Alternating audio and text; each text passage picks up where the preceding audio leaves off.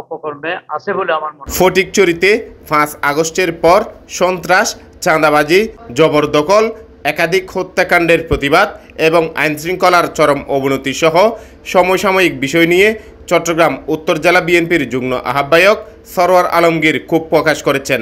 বাগান বাজারে আমাদের কৃষক দুলাল হত্যাকারীরা যখন হাইকোর্ট থেকে জামিন নিয়ে এসে ওই পরিবারের উপর হুমকি দিয়ে শুরু করে এবং হুমকি দেওয়ার পরে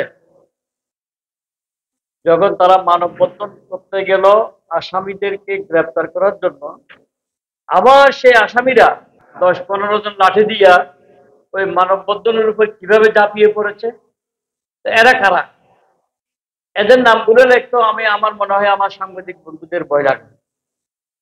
ওদের তো নাম আছে, ওদের বাপের নাম আছে, ওদেরকে আপনারা চিনেন, ওরা বিভিন্ন দলও করে। কেন আপনারা এত ভয় পান?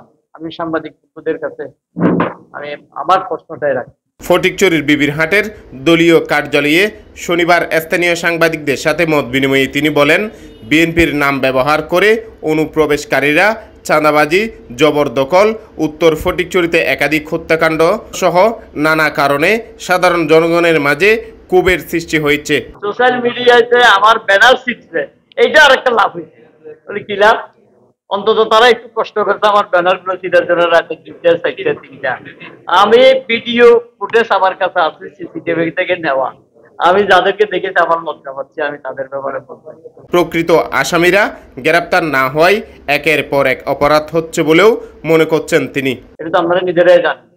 এই সময় উপস্থিত ছিলেন বিএনপি নেতা বীর মুক্তিযোদ্ধা মাহবুবুল আলম চৌধুরী, উত্তর জেলা কৃষক দলের সদস্য সচিব নাজিমউদ্দিন শাহীন, AKM মহিউদ্দিন আজম তালুকদার, আবু তাহের সিদ্দিকী, মহিবুল্লাহ বাহার, খালেদ মাহমুদ বাবুল, SM আবু মনসুর, দৌলত মিয়া, আহমদ রশিদ চৌধুরী, মোহাম্মদ এরশাদ, জসিমউদ্দিন নান্নু, আবু সালেহ, মোহাম্মদ রিফন, মুজাহারুল ইকবাল লাবলু, শেখ মোহাম্মদ সুমন, মোহাম্মদ ইব্রাহিম, মোহাম্মদ আফসার, মোহাম্মদ তারেক, মঈনুদ্দিন মেসি, আলাউদ্দিন, মোহাম্মদ সুজন, মোহাম্মদ এনাম সহ বিএনপি যুবদল, ছাত্রদল, অঙ্গ ও সহযোগী সংগঠনের অসংখ্য নেতৃবৃন্দ।